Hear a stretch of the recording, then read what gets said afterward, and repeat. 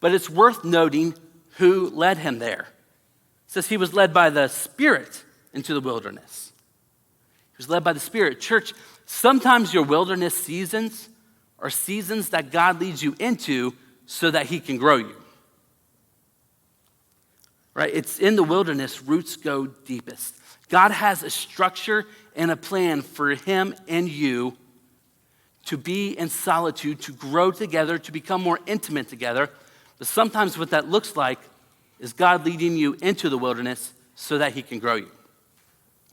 However, Jesus, before all of the teachings, but before the miracles, before all the followers, at the beginning of his public ministry, he spends 40 days alone in the wilderness.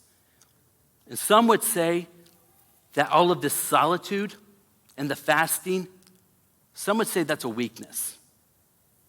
However, I would argue that it was the source of his strength. I would argue that Jesus was able to withstand the temptations of the devil because of the time he spent in solitude with his Father. Church, solitude with God fuels your faith.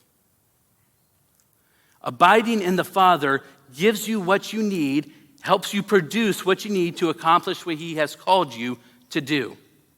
Because apart from him, you can't do anything. Jesus tells us this in John chapter 15.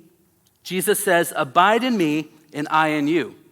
As the branch cannot bear fruit by itself unless it abides in the vine, neither can you unless you abide in me.